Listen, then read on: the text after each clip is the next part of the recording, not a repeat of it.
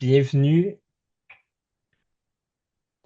bienvenue à toutes et à tous à ce deuxième forum patient. Nous allons débuter. Si tout le monde est prêt, docteur René Chipourouk, est-ce que tout est beau de votre côté? Oui, tout est parfait. Excellent. Donc, ben voilà, docteur Chipourouk qui a eu énormément de très bons retours de la part de nos participants, participantes à notre forum patient de la semaine dernière. Donc, merci beaucoup, docteur Chipourouk, pour votre générosité. Ça a été bien, bien apprécié. Sans plus tarder, mais je vous laisse continuer avec ce deuxième forum. La docteure sera avec nous jusqu'à 1 heure aujourd'hui. Je crois que donc ça va si on fonctionne de la même façon que la dernière fois pour les questions. Docteur, Excellent. excellent. Donc, vous avez dans la barre en bas le chat qui est disponible sur lequel vous pouvez interagir. Sinon, vous avez le Q&A qui est dans le fond une boîte de dialogue que vous pouvez ouvrir pour poser vos questions tout au long là, de la présentation. Et puis, ben, on fera au mieux là, pour y répondre pendant. Est-ce que ça fonctionne? Donc, ben, sans plus tarder, je vous laisse avec le docteur Nechipuruk pour ce forum patient présenté par Scléodermie Québec. Docteur, la parole est à Excellent. Merci beaucoup, Étienne. Donc, ça me fait plaisir d'être parmi vous aujourd'hui. S'il vous plaît, n'hésitez pas de poser des questions. Ça me ferait grand plaisir d'y répondre. Donc, le titre aujourd'hui, c'est Comprendre et vivre avec la morphée. Et vous allez avoir un document que je suis en train de finaliser, qui est un pamphlet pour les patients qui explique qu'est-ce que c'est la morphée, comment vivre avec la morphée, qui va être en anglais et en français. Un document d'à peu près une cinquantaine de pages qu'on fait en partenariat avec Sclerodermie Québec. Donc, j'espère que ça serait disponible au début de l'année 2026. Parfait. Donc, les objectifs de la séance, on va revoir qu'est-ce que c'est la morphée. On va revoir les formes sous lesquelles la morphée se présente, les symptômes et l'évolution à travers le temps. On va discuter les options de traitement, puis aussi, je vais vous donner quelques ressources et outils pour mieux vivre avec la maladie. Donc, qu'est-ce que c'est la morphée? La morphée, c'est une maladie auto-immune qui est rare. Ça affecte à peu près 3 Québécois sur 100 000 Québécois. Donc, ça, c'est au niveau de l'incidence. Donc, il y a trois nouveaux diagnostics sur 100 000 personnes année, ce qui équivaut à peut-être une 90 à 120 patients diagnostiqués avec la morphée dans la région métropolitaine de Montréal par année. Donc, c'est une condition qui est très rare. Contrairement à la sclérose systémique ou la sclérodermie systémique, la morphée n'attaque pas les organes internes.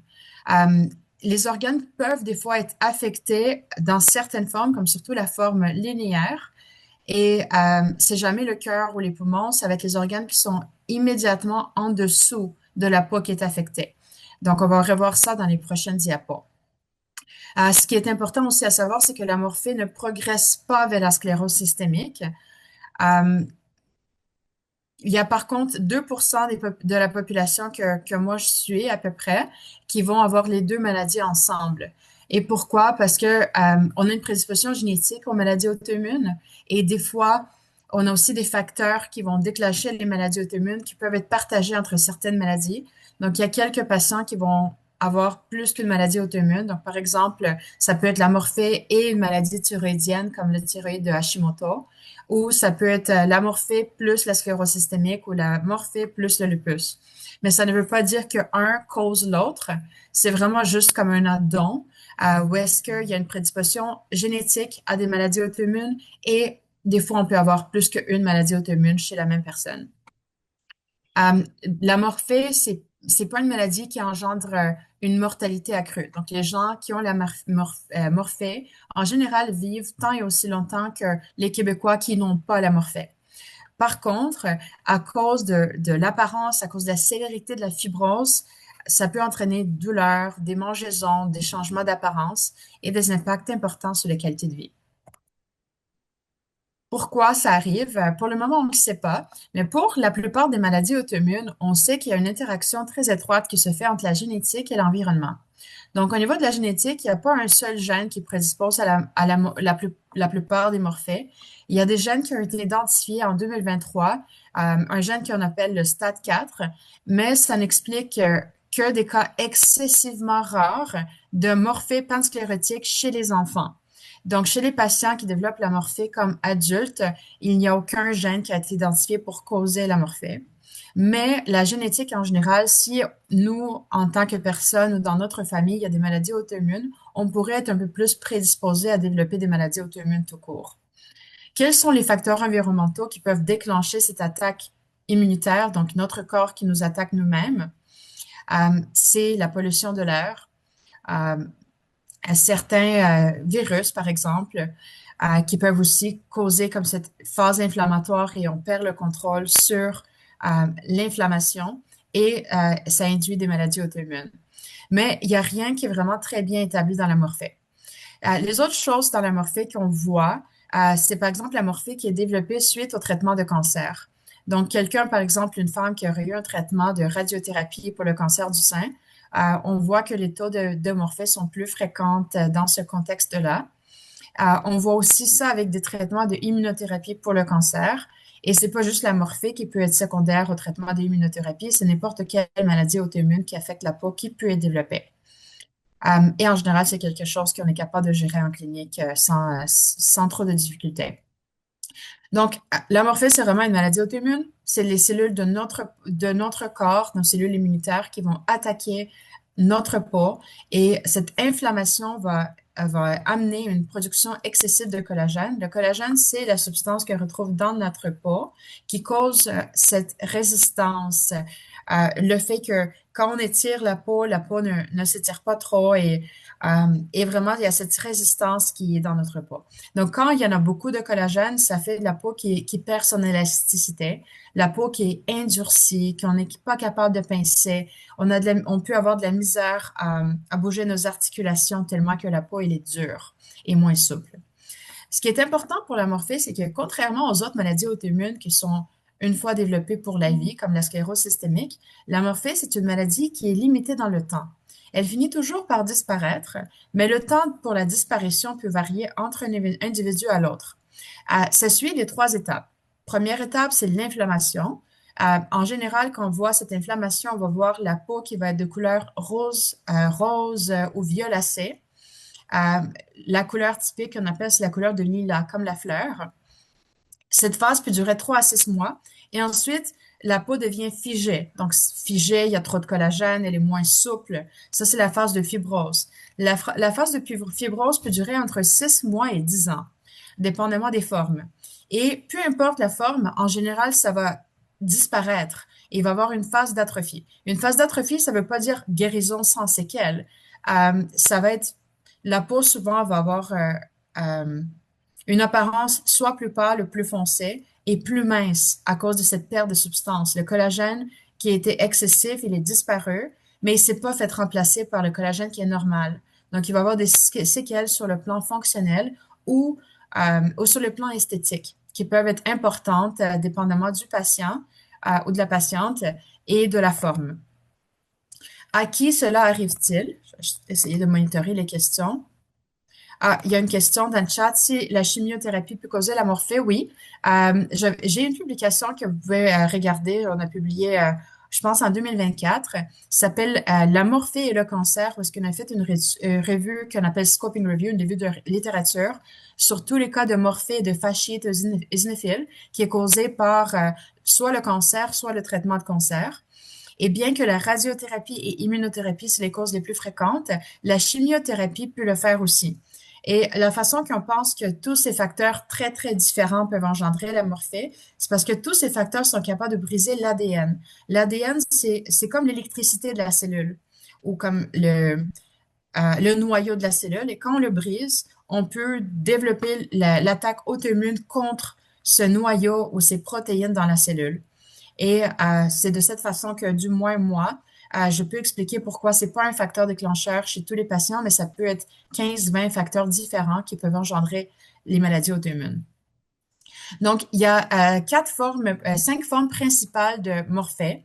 À gauche, si on va commencer, c'est la forme qu'on appelle circonscrite ou la forme de morphée en plaques. Ça, c'est la meilleure forme à voir. C'est celle qui dure en général 2 à 5 ans, puis ensuite elle disparaît, qu'on la traite ou pas. C'est la forme la plus fréquente chez les adultes et c'est la deuxième forme la plus fréquente chez les enfants. On va le revoir un peu plus en détail dans les prochaines diapos. On a la forme linéaire. La forme linéaire, c'est vraiment, ça fait des lignes. Et pourquoi ça fait des lignes? C'est parce qu'il y a notre peau, c'est comme une mosaïque. Et certaines cellules de notre peau peuvent être génétiquement différentes d'autres, donc il peut y avoir une prédisposition génétique à développer l'auto-immunité de façon plus facile. Et à cause de ça, on va voir la morphée qui est pas en plaque, mais ça va vraiment être en ligne. Donc, quand la morphée attaque la ligne du front, on appelle ça un coup de sabre. Euh, Ensuite, chez l'enfant, ici, vous voyez, il y a une morphée en coup de sabre, mais il y a aussi comme un aplatissement du visage, la moitié du visage à gauche. On appelle cette forme le Perry-Romberg ou le hemifacial, atrophie hémifaciale de Perry-Romberg. C'est aussi une forme de morphée linéaire. En bas de l'écran, vous voyez une forme linéaire qui affecte une jambe. Malheureusement, je ne vois pas le bas de mon écran. Et ça, c'est la forme la plus fréquente en pédiatrie. Et c'est une forme qui est plutôt rare chez les adultes. Ensuite, il y a la forme généralisée. La forme généralisée, c'est qu'on a plein de plaques un peu partout sur le corps. Ça, c'est la forme, la deuxième la plus fréquente chez les adultes, et c'est une forme qui est en général assez rare chez les enfants. La forme mixte, c'est qu'on ne sait pas trop dans où la classifier, puis on va dire, OK, il y a peut-être des certaines manifestations de forme généralisée, d'autres de linéaire, donc on va appeler ça mixte. Et finalement, il y a la forme pansclérotique. Je l'ai placée en dessous de généralisée parce que c'est comme une généralisée, mais à l'extrême. La forme pansclérotique, en général, affecte 90% du corps. Donc, ça affecte pas mal toute la peau. La peau se momifie. Et le seul endroit qui va être épargné, ça va être le visage, les mains et les pieds. Ça, c'est les endroits qui sont souvent épargnés et c'est ça qui aussi nous permet, en général, pour quelqu'un qui est expérimenté, de faire une différence très rapide et très facile avec la sclérose systémique. Parce que le visage, les mains et les pieds, c'est les endroits les plus fréquemment affectés en sclérose systémique, alors que dans les formes les plus sévères de morphée, c'est des endroits en général épargnés. Donc, juste pour quelques détails de plus sur la morphée en plaques. Donc, ici, vous voyez sur la photo à droite une plaque avec cette couleur qui est plus sombre ou brun plus foncé. Puis, on voit cette fibrose, la peau qui est plus ivoire, qui a l'air plus endurcie, plus épaisse au centre. Donc, ici, s'il s'agit de une plaque ou au maximum de 4 plaques, ça va être une morphée en plaque, une morphée circonscrite. C'est la meilleure forme de morphée à avoir et c'est la plus fréquente chez les adultes et la deuxième forme la plus fréquente chez les enfants. Avant, on ne faisait même pas aucun traitement pour cette forme-là. Elle pouvait partir toute seule. Maintenant, en général, j'offre quand même un traitement, au moins une crème, pour prévenir qu'elle s'étend ou qu'elle laisse des séquelles atrophiques sur la peau. Donc, juste pour dire que ici sur l'image, on voit le brun et on voit l'ivoire, mais on ne voit pas de rouge. Donc, si cette plaque ne s'étend pas, ça veut dire que la morphée, elle est déjà inactive. Et ce qu'on voit cliniquement, c'est les séquelles qui peuvent s'améliorer avec le temps. Mais rendu à cette étape-là, qu'on fait un traitement ou pas, en général, ça va pas changer grand-chose. Maintenant, la forme linéaire, donc vous voyez les mêmes photos, mais ici en plus grand, ça va vraiment être des lésions qui vont être des lignes ou des bandes. C'est la forme, quand je l'avais mentionné à la slide précédente, la plus fréquente chez les enfants, parce que la génétique des lésions de la peau affectée versus la peau normale, elle est différente et elle est plus sensible aux attaques auto-immunes.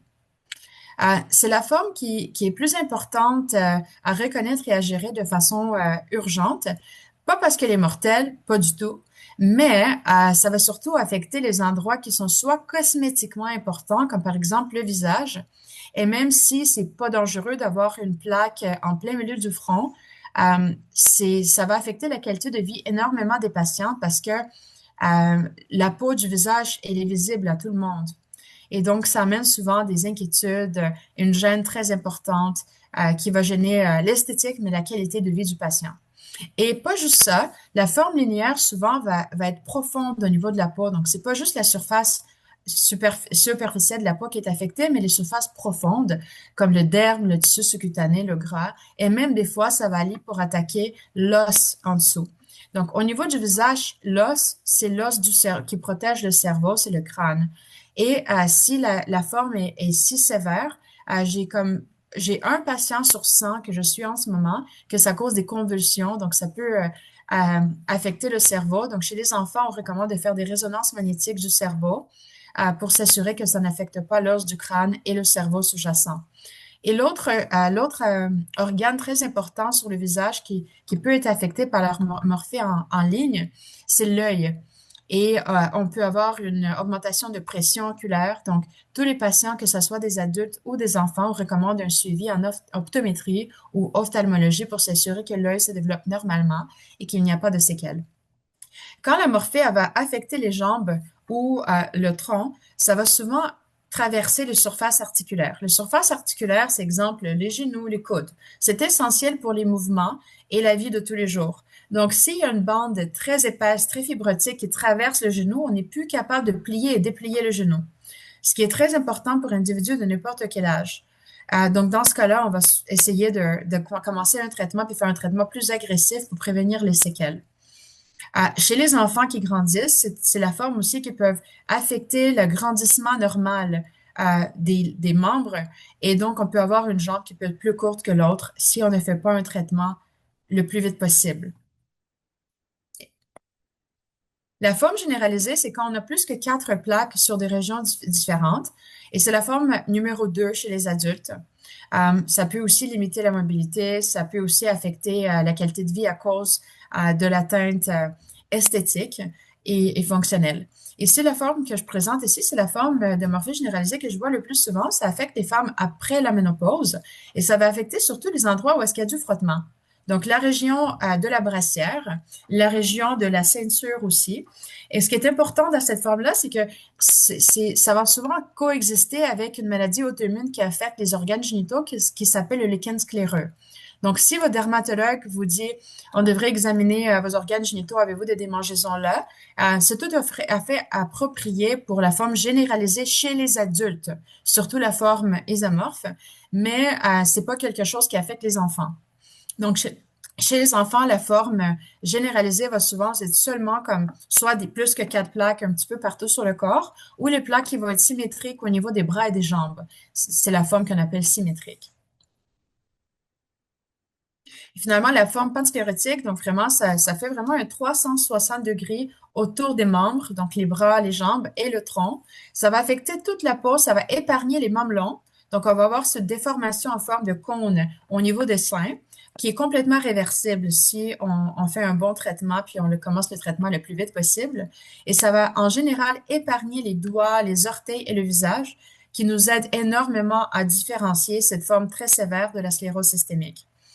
Cette forme, elle attaque la peau pratiquement en son complet et aussi dans la profondeur. Donc, ça peut causer beaucoup de douleurs au niveau de la peau et des douleurs qui peuvent être très sévères. Donc, j'ai beaucoup de patients qui avaient des douleurs de 9 sur 10 et avaient besoin des antidouleurs que je préfère en général en forme topique, en crème, pour éviter de la morphine et des médicaments plus dangereux. Ça peut aussi causer des cloches d'eau, des bulles, parce que la peau elle est trop tendue. Et on peut faire des bulles aussi au niveau des jambes parce que la peau est tellement tendue qu'elle compresse la circulation et le retour veineux au niveau des jambes ne se fait pas bien, puis on fait des bulles d'eau au niveau des jambes. Donc, c'est une forme qui doit être prise en charge avec un traitement agressif et très, très rapide pour un retour à la qualité de vie le plus vite possible.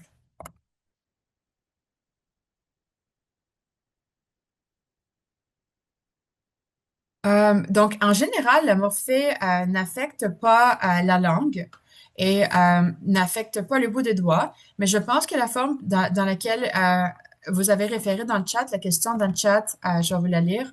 Comment appelle-t-on le type de morphée qui peut causer des pertes de substance, manque des bouts sur les orteils et la langue aussi?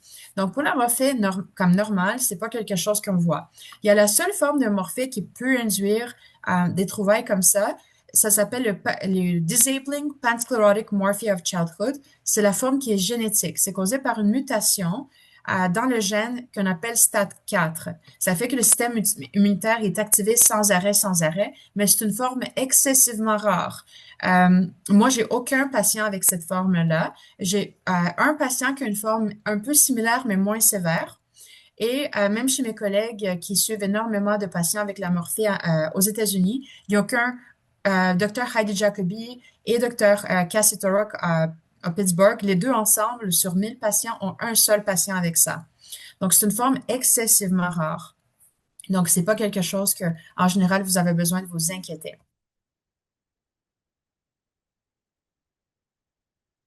Parfait, je pense que j'ai répondu. Puis les oreilles, c'est ça, c'est la même chose. La morphine n'affecte pas les oreilles d'habitude. C'est seulement dans la forme génétique très, très rare. Donc, s'il y a une morphée qui affecte les oreilles, moi, je questionnerais le diagnostic. Je pense pas que c'est la morphée, à moins qu'il y ait la forme génétique stade 4, avec la mutation de stade 4. Ce que je voulais mentionner ici, c'est que j'ai vu des collègues qui appelaient morphée superficielle, morphée bulleuse, morphée profonde. C'est des termes qu'on ne devrait jamais utiliser quand on parle de la morphée, parce que la morphée profonde, c'est pas un sous-type en soi. Ça veut juste dire que l'atteinte au niveau de la peau peut être profonde. Ça peut affecter le fascia, qui est comme une enveloppe autour des muscles en dessous de la peau. Et ça peut affecter la graisse de la peau et même des fois les muscles. Mais cette forme, la morphée profonde, on peut l'avoir dans n'importe quel des 5 types de morphée que je vous ai mentionnés. Donc, c'est plutôt quelque chose qu'on peut rajouter comme un adjectif à la morphée qu'on voit, mais c'est pas un sous-type en soi et ça ne mérite pas un traitement différent que la morphée qu'on gère en général. La morphée nodulaire ou kéloïdale, encore là, c'est pas un sous-type. Je vois surtout ça chez les patients avec la peau richement pigmentée qui sont prédisposés à faire des cicatrices épaisses ou les cicatrices kéloïdes. Et la forme bulleuse, on voit ça dans les formes généralisées très sévères de morphée parce que ça encasse les vaisseaux sanguins et ça fait enfler les jambes et ça fait des cloches d'eau à cause d'une stase des veines ou une rétention d'eau. Et aussi, je vois des cloches d'eau autour du nombril quand la peau elle est trop serrée. Mais c'est pas des formes de morphée en soi. Juste quelques mots sur la morphée de l'enfant. Je vous ai déjà mentionné ça euh, brièvement, mais étant donné que toutes les structures chez l'enfant sont en phase de croissance, bien que la morphée va se résoudre par elle-même, si ça va affecter les jointures ou si ça va affecter le visage, il peut avoir un impact sur la croissance des os, la croissance des muscles, des ligaments, si ça affecte un bras ou une jambe. Et ça peut aussi affecter la croissance de l'œil si la morphée est en coup de sabre sur le visage. Donc, il y a une prise en charge qui est beaucoup plus étroite, avec des suivis réguliers. Et même les enfants qui ont guéri de la morphée, on suggère de continuer un suivi à l'âge adulte par un spécialiste de morphée. Comment fait-on le diagnostic de morphée? C'est vraiment clinique. On n'a pas besoin de faire une biopsie de la peau, ni de test sanguin pour faire le diagnostic de morphée. On fait juste en général regarder la peau, écouter l'histoire du patient. Et moi, une chose que je fais d'autre, c'est la capillaroscopie. Je vais regarder au niveau des capillaires, au niveau des ongles, pour s'assurer qu'il n'y a pas de trouvailles de sclérose systémique. En général, c'est vraiment tout ce qu'il faut faire. Par contre, dans certains cas, on va faire des diagnostics plus poussés. Par exemple, s'il y a quelqu'un avec la morphée qui vient me voir pendant cette phase inflammatoire qui est tout au début de la maladie, il n'y a pas encore cette fibrose qui s'est installée et la seule chose que je vois, c'est une enflure de la peau et une rougeur. Dans ce cas-là, souvent, je vais obtenir une biopsie parce que je ne suis pas certaine à 100% du diagnostic. Des fois, je vais faire une biopsie aussi parce que la morphée a l'air profonde et je veux savoir si ça affecte le fascia ou c'est comme cette enveloppe, comme le saran wrap qui enveloppe le muscle en dessous de la peau. Et ça va me dire que ben, je dois faire un suivi plus agressif, un traitement plus agressif parce qu'il peut y avoir des séquelles au-delà de la peau. Dans certains cas, on va faire des tests d'imagerie, puis je vais vous mentionner à la diapo prochaine pourquoi on fait ça et dans quel type de contexte on le fait.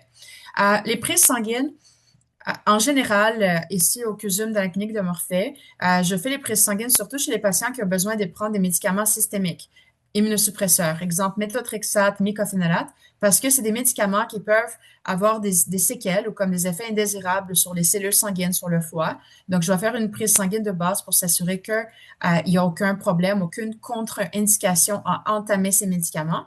Puis ensuite, je vais faire des prises sanguines sériées pour s'assurer que le patient les tolère bien. Donc, en général, on fait les tests d'imagerie comme une résonance magnétique ou un ultrason chez les patients qui ont la morphée linéaire. Pourquoi? Parce que, un, c'est la forme qui affecte l'enfant d'habitude et c'est la forme qui peut avoir des séquelles sur l'os du crâne ou sur les articulations. Donc, si on a la morphée linéaire qui va affecter le visage, euh, moi, j'obtiens une résonance magnétique chez tous les enfants. Ça va être une résonance magnétique de la tête, du cerveau et édumassif facial pour regarder s'il y a une résorption de l'os du crâne ou de l'os au niveau buccal ou au niveau de l'œil. Et ça va me m'enseigner sur le suivi qui est nécessaire au-delà de dermatologie. Donc, chez mes collègues en ophtalmo pour les yeux, mes collègues en neurologie, si jamais il y a l'atteinte de l'os du crâne ou du cerveau, et maxillofacial ou dentiste, si jamais il y a une malocclusion ou une résorption de l'os dentaire ou des gencives. Si ça affecte l'extrémité, en général, je vais juste consulter des rhumatologues pour évaluer euh, la fonction des articulations. Si j'ai l'impression qu'il y a une atteinte très profonde, par exemple, qui va transverser les genoux ou les coudes, je vais des fois obtenir une résonance magnétique ou un ultrason pour voir la profondeur. Des fois, je vais faire un ultrason clinique, j'en ai un. Le problème, pourquoi je ne l'utilise pas souvent, c'est que ça prend énormément de temps et les cliniques sont trop occupées, donc j'ai pas l'occasion d'utiliser les outils que j'aimerais bien utiliser. Et l'autre chose, il l'attente pour la résonance magnétique maintenant s'élève entre 6 et 12 mois. Donc, je vais surtout prioriser les cas de morphée faciale. Et pour l'atteinte des articulations, je vais plus réserver ça dans les cas où est-ce que j'ai un doute. Donc, qu'est-ce que je fais vraiment chez la plupart de mes patients? Ça va être des suivis de photographie. En général, on ne peut pas se rappeler si on a vu le patient il y a 6 mois, comment c'était il y a 6 mois. Donc, on va avoir une photographie juste avec un téléphone cellulaire et le mettre dans le dossier médical. Et dans 6 mois, on va évaluer est-ce qu'il y a une nouvelle rougeur qui est apparue, est-ce que la plaque s'est étendue, est-ce qu'il y a une nouvelle plaque qui est apparue, etc. Je dois poser la question s'il y a une nouvelle atteinte articulaire, douleur articulaire, si on est capable de bouger les articulations comme il faut. Les rhumatologues vont faire un examen articulaire poussé. Les dermatologues en général ne le font pas. On n'est pas formé pour faire un examen articulaire poussé. Dans ma clinique à moi, je vais utiliser les scores. Si j'ai des patients, moi, sur l'appel, vous allez voir que on touche la peau, on regarde s'il y a la rougeur, s'il y a l'inflammation. On va pincer pour voir si la peau elle a retrouvé son élasticité. Je vais regarder si les poils ont repoussé et je vais utiliser des scores à chaque visite qu'on voit les patients pour voir si la maladie est dans une phase de rémission ou s'il y a une étendue de la maladie. Et en général, on pose des questions sur la qualité de vie.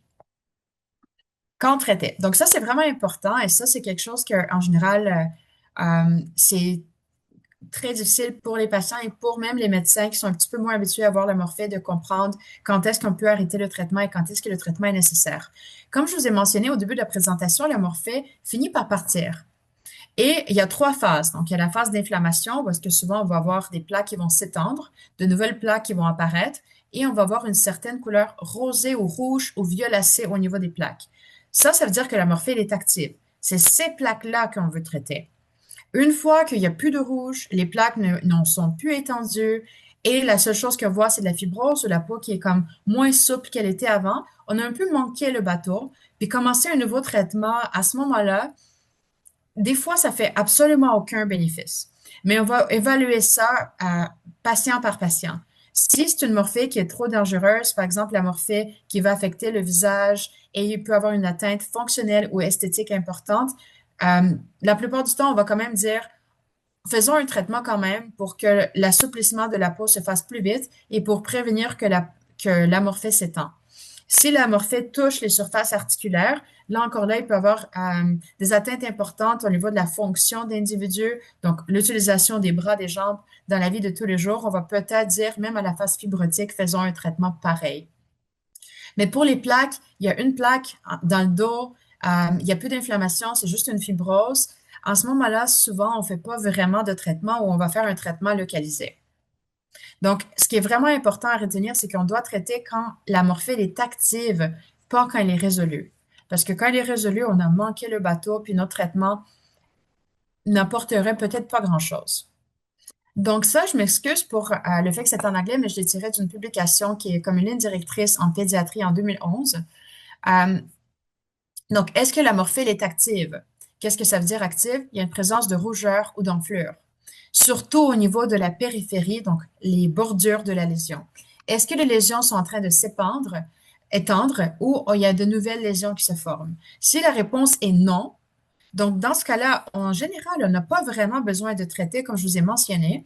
Et ce qu'on fait, c'est qu'on va continuer le suivi en clinique et monitorer pour les signes de récidive. Donc, s'il y a de nouvelles plaques qui vont apparaître, on va retourner puis on va se reposer la question pour le traitement. Mais s'il n'y a vraiment pas de plaques actives, on n'a pas vraiment besoin de traiter. S'il y a des plaques actives, là, la question, on se pose, est-ce qu'il y a un danger du fait que les plaques vont être défigurantes? Donc, ça va affecter l'esthétique du patient de façon importante ou ça peut affecter la fonction, donc les articulations, etc. Si la réponse est oui, on va commencer avec des traitements par la bouche. Un traitement systémique, en général, ça va être le méthotrexate ou le mycophénolate mofetil. Et si la morphine est très sévère, on va rajouter de la cortisone par la bouche ou en intraveineuse pour quelques semaines. Je ne fais jamais plus que 6 semaines de cortisone à cause des effets indésirables. Donc, il va y avoir des traitements dans la famille des immunosuppresseurs qui vont être entamés. Si la morphée, elle n'est pas dangereuse, il y a quelques plaques, mais pas de danger sur la fonction ou sur l'esthétique, là, on a plus d'options à offrir. Et ce qui est très important, en général, s'il y a une atteinte, même si la maladie n'est pas active, on va voir avec les patients s'il y a une référence en chirurgie plastique pour des autogreffes, par exemple, avec des agents ou des agents de complément pour aller retrouver la symétrie du visage, la physiothérapie ou l'ergothérapie pour retrouver le mouvement. Donc, si la morphée n'a pas de danger sur l'esthétique ou la fonction, les questions qu'on se pose, y a-t-il une ou quelques plaques? Si la réponse est oui, on peut utiliser de la photothérapie. Donc, c'est comme des machines de bronzage médical où est-ce qu'on met de la lumière ultraviolette pour contrôler et prévenir que les plaques s'étendent. La plupart des centres de dermatologie à Montréal et au Québec sont capables de l'offrir. C'est efficace surtout pour les lésions qui sont très superficielles, pour la morphée linéaire, généralisée, profonde ou pansclérotique, c'est pas efficace. Ça peut seulement aider pour la démangeaison, mais au-delà de ça, c'est pas du tout efficace. S'il y a quelques plaques seulement, là, on peut aller avec des crèmes. La crème la plus efficace de loin maintenant, c'est la crème qu'on appelle l'inhibiteur de JAK. Peut-être que vous en avez entendu parler par votre médecin. Une marque commerciale que nous avons, c'est Opzelura. Et il y en a une nouvelle qui vient de sortir aussi depuis une semaine seulement. Ça s'appelle la crème d'Elgocitinib. On est capable de tenir un tube gratuit pour nos patients facilement. Mais au-delà du premier tube, s'il n'y a pas d'assurance privée, c'est très difficile de l'obtenir. Donc, c'est quelque chose qu'on aimerait bien donner à tout le monde, mais on n'a pas encore l'occasion à cause des coûts et des assurances et remboursements. Donc, ici, comme vous voyez, si c'était quelques plaques, mais ça finit par être plus progressif, on réévalue le patient, puis on va probablement entamer des traitements systémiques avec des médicaments par la bouche comme méthotrexate, stéroïdes, mycophénolate par après. Donc, un petit résumé ici. Si on a quelques plaques, on peut aller avec des crèmes, on peut injecter les plaques avec des agents de cortisone, on peut faire de la photothérapie qui est comme le bronzage médical. Si on a plein de plaques, mais c'est des plaques très superficielles, très légères, on peut faire de la photothérapie. Mais dès qu'il y a un impact sur l'esthétique ou sur la fonction, on va en général avec des traitements systémiques, méthotrexate, mycophénolate, stéroïdes. Puis il y a plein d'autres thérapies que moi j'utilise en clinique, surtout les inhibiteurs de JAK maintenant. Donc, qu'est-ce que vous voulez, à quoi on s'attend? Donc, dans la phase où est-ce qu'on veut commencer le traitement, donc l'image de gauche, ce que vous voyez, vous avez une plaque.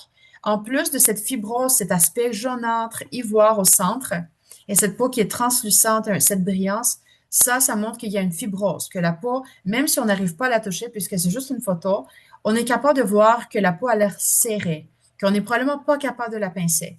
Mais pourquoi cette plaque, elle est active? Regardez la bordure. La bordure a l'air enflée. Elle est aussi rose. Donc, cette couleur qui est rose. Donc, la plaque est en train d'envahir la peau avoisinante, s'étendre.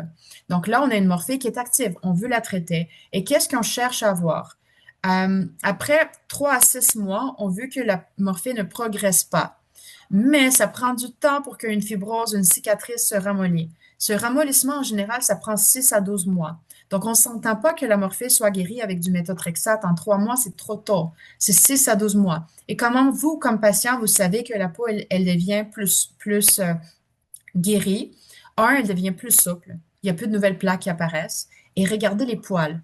Quand cette fibrose, cette cicatrisation est en train de disparaître, les glandes qui sont normales dans la peau, comme les poils, les glandes de transpiration, ont de la place pour repousser, pour reprendre vie. Donc, la première chose que vous allez remarquer, c'est que vous n'avez pas eu besoin de vous raser pour quelque temps. Ça, je parle surtout pour les femmes au niveau des jambes. Pas besoin de se raser pendant que la morphée était très active. Mais quand on a bien traité la morphée, il y a des poils qui commencent à repousser. Et ça, c'est un bon signe. Moi, quand je vois mes patients, je dis, s'il vous plaît, ne vous rasez pas les jambes, ne rasez pas la peau avant de revenir me voir. Je veux voir ces repousses. Ça me rassure. Docteur, Euh, oui, docteur Dubreuil, on aurait une question, peut-être ce sera possible de le faire tantôt, mais c'était possible de rappeler les noms des deux inhibiteurs de Jack? oui. Donc, le premier, le nom générique, ça s'appelle le ruxolitinib, puis c'est 1,5%. Maintenant, il est très difficile d'accès. Les patients qui ont une assurance privée, le médecin peut seulement le prescrire, le mettre 2 fois par jour sur la plaque de morphée. Ça peut être plus efficace si on met un pansement occlusif pour comme forcer la crème à l'intérieur de la peau, mais il est seulement approuvé pour le vitiligo et les taches blanches sur la peau et l'eczéma. Donc, si quelqu'un d'entre vous, vous avez l'eczéma, là, le médecin devrait être capable de l'obtenir gratuitement, cette crème pour vous. Mais pour la morphée en général, à moins qu'il y ait une assurance privée qui est très bonne, je suis incapable de l'obtenir gratuitement. Et c'est une crème qui vaut 1200 pièces le tube. Donc, c'est quelque chose que je veux utiliser, mais des fois, je suis incapable. La deuxième crème qui est disponible seulement depuis une semaine, ça s'appelle Delgocitinib. C'était aussi un inhibiteur de JAK, encore plus intéressant que le ruxolitinib. Et ce qui est le fun avec cette crème, c'est que la compagnie pharmaceutique nous a donné des coupons rabais. Donc, on a comme un pamphlet que je redonne aux patients. Puis le premier tube de crème est complètement gratuit pour le patient, peu importe la raison. J'ai pas besoin de dire que c'est pour l'eczéma, donc je suis capable de l'obtenir pour vous. Évidemment, étant donné que le tube, il est comme 50 grammes, il coûte quand même 600 pièces, puis c'est juste le premier tube qui est gratuit. Euh, c'est pas quelque chose que je pourrais utiliser pour une morphée qui est généralisée, qui a plein de plaques à travers le corps. Ça serait simplement pas pratique et pas faisable. Mais pour quelqu'un qui a morphé en coup de sabre ou une plaque comme dans le dos, c'est quelque chose que maintenant j'ai dans ma boîte à outils depuis vraiment quelques semaines seulement. La deuxième crème depuis une semaine, la première que j'ai mentionnée depuis un an maintenant. Donc, ce que je voulais vous montrer, la diapo ici, c'est que je vous avais mentionné que la morphée finit par disparaître. Et c'est tout à fait vrai. En général, ça prend 2 à 5 ans pour qu'elle disparaisse pour la morphée en plaques, la morphée circonscrite, quelques plaques en tout. Mais pour les autres types de morphée, ça peut prendre jusqu'à 10 ans. Donc, on fait des suivis avec médecins, dermatologues, rhumatologues pour plus longtemps. Et les formes de morphée qui prennent plus longtemps pour disparaître, c'est aussi ces mêmes formes qui ont plus de chances de récidiver. Donc, pour quelqu'un qui a récupéré et qui est maintenant complètement guéri de morphée généralisée, linéaire, pansclérotique ou mixte, comme vous voyez ici, le taux de rechute est beaucoup plus grand et peut varier entre 25 et 40. Donc, moi, je recommande que ces patients-là ont un suivi à long terme avec un dermatologue. Et le suivi n'est pas obligé d'être fait à tous les 6 mois ou à tous les ans. Ça peut être carrément comme 1 an sur 2, juste pour garder votre place dans le système. Et que si jamais vous voyez une rechute, qu'on soit capable de vous revoir rapidement pour ne pas que ça ait à passer par un médecin de famille avec des listes d'attente. Donc, si vous vivez avec la morphée, qu'est-ce que vous pouvez faire à part les traitements que le médecin vous prescrit? Je pense qu'une des choses importantes, c'est hydrater la peau régulièrement. Pourquoi? Quand on a une fibrose de la peau, la fibrose, elle prend toute la place et les glandes de transpiration, les glandes de sébacées, les glandes d'huile de la peau sont en général absentes ou diminuées et donc la peau devient plus sèche et plus tendance à démanger. Donc, c'est important d'hydrater la peau régulièrement avec une bonne crème hydratante. Exemple, Aveeno, CeraVe, il y a plein de marques en pharmacie. Choisissez quelque chose que vous aimez le prix, vous aimez la consistance et quelque chose qui ne contient aucun parfum. C'est important d'avoir une protection solaire. Pourquoi? Il y a des études et de la recherche que moi, je suis en train de faire, qu'on voit que dans la peau où est-ce qu'il y a des fibroses, comme des cicatrisations, on a un petit risque accru de développer le cancer de la peau. Mais le gros du cancer de la peau est vraiment causé par le soleil. Donc, c'est important de faire une protection solaire. En plus, si j'ai des patients dans le forum qui ont une peau richement pigmentée ou comme bronzée naturellement, c'est les plaques de morphée ont tendance à faire des taches brunes, même une fois qu'elle est partie. Et, euh, et cette pigmentation de morphée, elle est proportionnelle à l'exposition solaire. Donc, on a beaucoup plus de chances de faire des taches brunes permanentes sur les cicatrices de morphée si ces endroits-là ont été exposés au soleil et beaucoup, beaucoup moins de risques sur les fesses, par exemple, qui ne voient en général pas de soleil. C'est bon d'utiliser des vêtements doux pour éviter les frottements. Il y a des formes de morphée comme la forme généralisée isomorphe chez les femmes après la ménopause. C'est vraiment pire dans les zones de friction. Donc, on veut favoriser même des brassières en coton, quelque chose qui est doux, qui n'a pas de métal qui frotte. De l'activité physique, c'est super important, surtout si votre morphée affecte les surfaces articulaires pour ne pas faire de capsulite ou de fibrose plus importante. Physiothérapie, si vous avez des raideurs, évidemment, l'accès à physiothérapie au Québec, c'est triste, mais c'est très difficile. En public, c'est pratiquement mission impossible. En privé, ça peut être très cher. Mais vous avez des sites web que je vais vous donner que vous allez pouvoir utiliser et vous pouvez regarder les vidéos YouTube. Maintenant, sur vidéo YouTube, vous avez pratiquement n'importe quoi que vous pouvez trouver. Vous pouvez trouver des exercices pour les muscles du dos. Vous pouvez trouver des exercices pour les bras. Fait que vous faites des petits exercices devant votre télé à tous les jours, mais c'est très important de faire ça de façon routinière. Et le soutien psychologique, c'est très important et ne vous gênez pas d'en parler avec votre médecin si vous vivez des difficultés. Donc, parlant de ça, l'impact sur la qualité de vie, c'est quelque chose d'important. Puis je vais vous présenter les données de notre étude, peut-être à laquelle que vous avez participé comme patient partenaire. Donc, si vous avez participé, un gros merci à vous. Donc, ce qu'on sait, c'est que la morphée, à cause de la douleur, à cause de la fatigue, à cause des démangeaisons, à cause de l'atteinte à l'image corporelle, ça peut engendrer de l'anxiété, des symptômes dépressifs. Ça peut engendrer aussi des absences au niveau professionnel ou scolaire. Et pas juste des absences. Des fois, on va au travail, mais on a de la misère à focuser parce qu'on va pas très bien.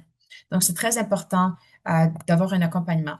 Donc, ça, c'est les données sur nos patients. La plupart des patients viennent de l'Hôpital général de Montréal. Ce qu'on voit, c'est que 25% des patients ont un impact très important, donc modéré ou sévère sur leur qualité de vie, sur leur bien-être fonctionnel et émotionnel. Donc, c'est pas tout le monde, Mhm. heureusement, mais 25% des patients ont un impact important. Et quand on regarde quels sont les facteurs de risque pour l'impact, surtout le sous-type de morphée. Donc, avoir une morphée en plaque, comme une plaque dans le dos, beaucoup moins important, mais d'avoir une morphée une des formes sévères que je vous ai mentionnées, ça, c'est le facteur de risque numéro un. Ensuite, d'avoir la douleur ou de démangeaison, c'est les facteurs de risque numéro 2 et numéro 3. Docteur, Oui, on a une question par rapport au site web en physiothérapie oui, je vais vous le que... montrer. Ça va être une des OK, dernières diapos. excellent, merci. Maintenant, sur les symptômes, le PHQ9 pose des questions sur la dépression et le GAD-7 sur l'anxiété. Donc, ce qu'on voit, c'est 40% de nos patients à l'hôpital général qui sont atteints de la morphée ont reporté des symptômes légers à sévères, des symptômes dépressifs et des symptômes d'anxiété. Donc, c'est très important de nous le mentionner pour qu'on puisse essayer de vous aider du meilleur de notre possible. Et quels sont, pour les symptômes dépressifs, quels sont les facteurs de risque? Évidemment, encore là, vous voyez le sous-type de morphée. Vous avez la démangeaison et la douleur de la peau. Mais ce qui est important ici aussi, c'est la race. Donc, la race, nous, on pense que c'est les patients qui ont la peau riche pas pigmentée, font énormément de séquelles de peau brune, des plaques brunes qui restent en permanence, même si la morphée finit par disparaître. Et c'est probablement à cause de ça qu'il y a beaucoup plus de symptômes dépressifs chez ces patients-là. Mais si vous vivez avec des symptômes dépressifs et vous avez votre vécu à partager, ça me ferait vraiment plaisir de savoir quelles sont vos impressions sur ce que je vous présente. Pour l'anxiété, des facteurs vraiment importants, on voit que être de sexe masculin, beaucoup moins important pour anxiété. Et ici, le petit rond bleu, on voit que les patients qui sont plus âgés, moins de risques sur l'anxiété. Et le plus d'anxiété, c'est chez quelqu'un qui est comme des jeunes adultes. Donc, plus de symptômes d'anxiété. Maintenant, ça, c'est par rapport à l'absence au travail. Donc, quand vous voyez absentéisme, c'est les jours de travail manqués. Donc, on voit que 13% des patients ont manqué leur travail. C'est pas énorme. La plupart des patients étaient capables de continuer leur travail pendant que la morphée était active. Mais ce qui est important, c'est que il y a énormément de patients qui avaient ce qu'on appelle le présentéisme. Présentéisme, ça veut dire que vous allez vous pointer à votre travail, mais vous avez de la misère à accomplir les tâches. Et ça, on voit que 43% des patients avaient de la misère à accomplir les tâches, soit à l'école, soit au travail. Donc, quand est-ce que vous devrez comme consulter votre médecin plus tôt? Évidemment, s'il y a de nouvelles plaques qui apparaissent, des douleurs ou des rougeurs importantes, ça peut dire que la maladie se réactive. Il y a des rondeurs ou des limitations articulaires. Encore là, ça peut être à cause de l'atteinte des articulations ou des taches qui s'étendent, les lésions sur le visage. S'il y a de nouveaux maux de tête ou troubles visuels, pour l'amorphée en coup de sabre spécifiquement, c'est très important d'être évalué le plus vite possible. Je vous ai promis les ressources. Donc, vous avez quand même des ressources, beaucoup de ressources sur Scléodermie Québec et on va développer, on a presque fini le pamphlet d'information sur la morphée qui va beaucoup plus pousser que ce que j'ai eu la chance de vous présenter aujourd'hui. Vous avez Scléodermie Canada, vous avez Scléodermie, la Fondation de Scléodermie américaine. Ça, les informations sont en anglais seulement, mais il y a beaucoup d'informations dédiées aux patients. Et vous avez aussi le réseau SPIN. Et ça, c'est vraiment, vraiment intéressant. Vous avez le Spin Self, Spin Hand et Spin Chat. Donc, qu'est-ce que c'est? C'est des modules d'enseignement dédiés aux patients avec la scléodermie systémique sur comment prendre soin de si on a une atteinte au niveau des mains. Donc, on peut de la physiothérapie maison si on n'a pas accès à un physiothérapeute. Si on vit avec des émotions difficiles à cause de notre maladie, comment peut-on vivre avec notre maladie puis l'accepter? Et bien que c'est dédié aux patients avec la scléodermie systémique, la plupart des modules sont très utiles pour les patients avec la morphée. Et c'est gratuit, puis c'est disponible sur Internet et c'est développé par nos docteurs québécois, Dr. Brett Toms, qui est un psychologue à l'hôpital juif. Donc, je vous invite à les consulter. Donc, les messages clés, la morphée, c'est une maladie auto-immune, c'est pas contagieux, ça n'évolue pas vers la sclérose systémique. Avec un suivi adapté, la majorité des patients vivent une vie normale, mais c'est important de commencer un traitement le plus vite possible pendant la phase inflammatoire pour limiter les séquelles fonctionnelles et esthétiques. Et le soutien émotionnel est aussi important et il y a des ressources qui sont disponibles pour vous. Et finalement, je vais juste dire quelques mots. Je pense que beaucoup de vous sur l'appel, vous faites probablement déjà partie du registre canadien de Morphée. C'est un registre que j'ai bâti avec mes collègues en 2024 et nous avons plus que 216 patients recrutés maintenant. Donc, c'est un registre qui, c'est pas une seule étude, mais il y a énormément d'études. J'ai eu la chance de vous présenter les données sur notre étude sur la qualité de vie, les symptômes anxiogènes et dépressifs et la fonction au travail, mais on a une dizaine d'études en cours en ce moment. Évidemment, c'est un projet de recherche, c'est aucunement obligatoire pour les patients. Ça se peut que ça n'apporte aucun bénéfice aux patients qui participent directement, mais ça va définitivement apporter des bénéfices à la population avec la morphée parce que c'est une maladie qui est sous-investiguée, sous-traitée. Il y a des délais de diagnostic. Et donc, si nous avons comme des données qui ont pu étudier, ça nous aide énormément.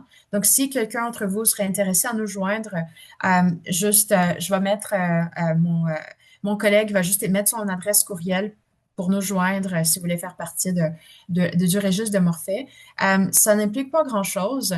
C'est principalement un questionnaire à remplir, puis on enverrait aussi des questionnaires sur la qualité de vie au courant de votre journée avec la morphée.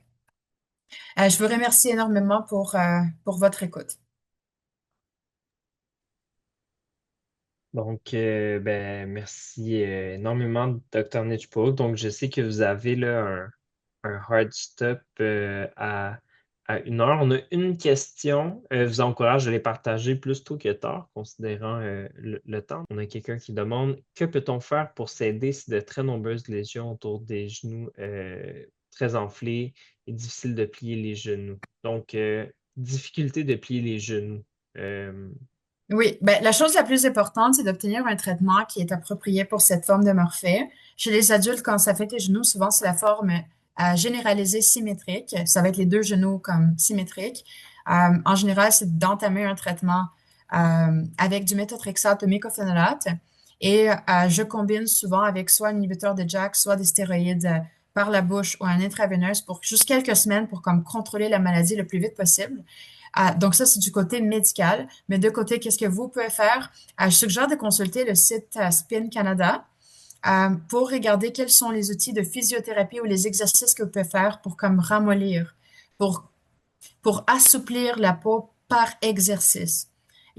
Ça, c'est définitivement important et c'est quelque chose qui est au-delà de ce que le médecin, qui est votre médecin traitant pourrait apporter. Donc, on a mis dans la section questions-réponses, vous pouvez le voir, on a mis le site web Spin en réponse à l'une d'entre elles. Donc, n'hésitez pas à la consulter. OK. Après, les Est-ce, commentaires, est-ce qu'on a d'autres questions? Je n'en vois pas. c'est ça, non? Donc, ben, merci beaucoup, docteur Nechipuruk, pour ce deuxième forum patient en 2 semaines. Euh, le temps que vous avez mis, c'est super apprécié, les réponses super complètes, des cas super concrets. Donc, la séance a été appelée, donc pour ceux et celles qui le veulent, comme celle la précédente, là, ça pourra être partagé. Euh, Puis voilà, donc ça sera partagé dans quelques semaines, le temps de faire le montage. Donc, merci énormément. Je passerai maintenant la parole à Monique. Monique Berlinguet. Merci beaucoup. Merci, merci énormément. Donc,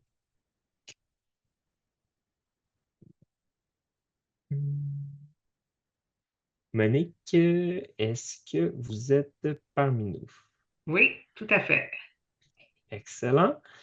Est-ce que vous avez réussi à trouver... Oui, moi j'ai ma vidéo, mais je ne me vois pas sur votre écran. Alors, on va peut-être faire ça simplement verbalement. Euh, non, on va faire un dernier petit step. Ben, allons, allons-y, Monique, peut-être oui, verbalement. J'essaie une dernière fois, une ultime tentative pour la vidéo, mais genre, allez-y, nous sommes tout oui. On va y aller comme ça. C'est dommage parce que j'espérais vous montrer des photos et autre chose. Alors, j'ai un diagnostic depuis 1972 de sclérodermie en coup de sabre. En fait, ça a débuté par une tache violacée au menton. Ma mère m'a amené consulter l'esthéticienne et elle a suggéré d'aller voir un dermatologue, ce qui a été fait. Lui s'est moins intéressé à mon menton qu'à mon front et au cuir chevelu. Une biopsie a confirmé son diagnostic rapidement. Et à l'époque, il n'y avait pas beaucoup de traitements, donc c'était de la vitamine E et des crèmes. Mes cheveux ont tombé graduellement. J'ai différentes photos qui documentent. Au bout de 8 ans, j'ai encore à peu près tous mes cheveux, malgré l'atteinte au cuir chevelu. Mais ensuite, ça s'est mis à tomber et j'ai un grand espace sur la tête où il y a une absence totale de cheveux. Par contre, j'en ai abondamment ailleurs, donc c'est facile à cacher.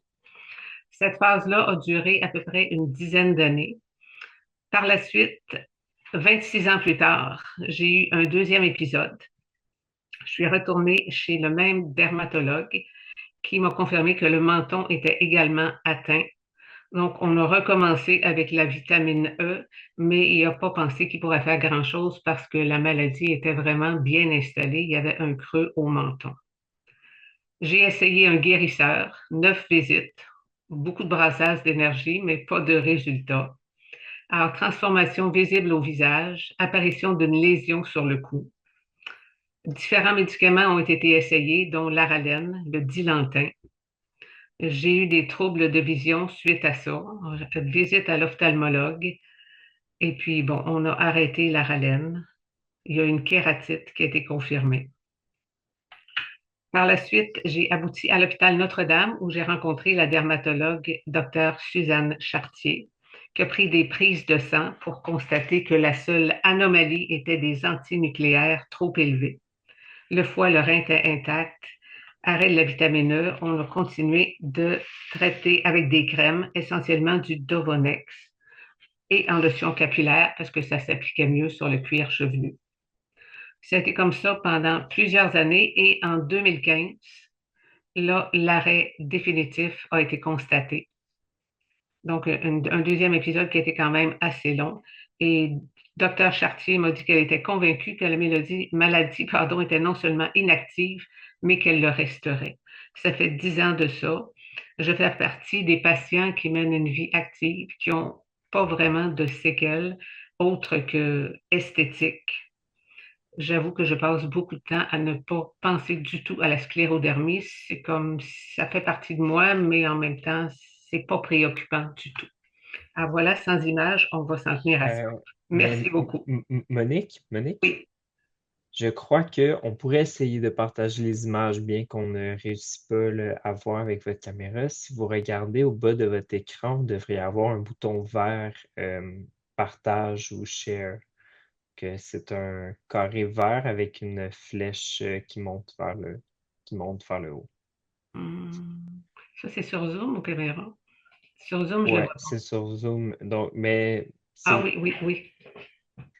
D'accord, si tiens, vous, je suis apparu. Me voilà. donc, si vous cliquez, c'est ça, vous devriez être capable vous aurez Bon, une option là, qui vous permet de partager votre écran. voilà. Ah, voilà. Ben oui, ben voilà. Alors, on va faire mieux qu'une photo, je vais vous le montrer en vrai. Donc, il y a effectivement des lésions ici. On le voit au niveau du menton. Il y a un creux assez prononcé. Et au niveau des cheveux, ben là, il en manque passablement. La lésion va plus haut aussi. Mais bon, c'est comme ça depuis beaucoup d'années. Ici, c'est directement sur l'os. Il n'y a plus rien en dessous de la peau à part l'os. Mais voilà, ça disparaît et c'est comme ça.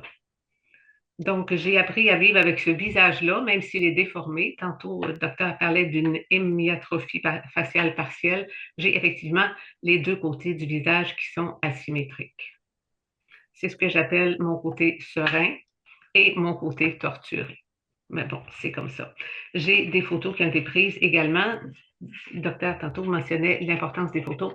Donc, j'en ai développé plusieurs. J'en ai apporté quand j'ai fait mes traitements, ce qui permet aux médecins de voir l'évolution.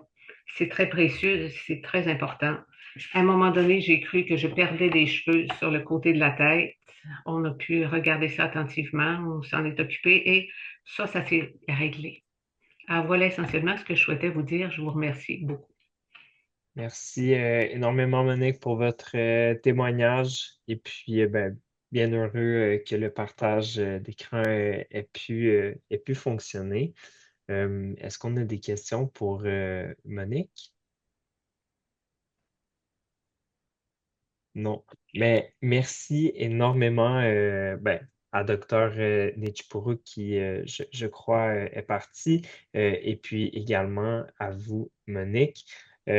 C'est ce qui va mettre fin à ce forum patient de Sclérodermie Québec sur la morphée. Le prochain forum patient sera sur euh, la santé bucco-dentaire. Donc, c'est avec une dentiste à la retraite, Madame Brunet, qui va faire la présentation. Donc, on vous invite. Ça va être le 3 décembre. Celles et ceux qui êtes abonnés à l'infolette de Sclérodermie Québec, ben, vous devriez déjà avoir reçu dans la dernière infolette un lien pour vous inscrire. On va vous le repartager dans les prochaines semaines. Donc, encore une fois, merci à toutes et à toutes. Merci pour vos questions. Puis, on se revoit très bientôt pour un prochain forum patient de Sclérodermie Québec. Au revoir et bon après-midi.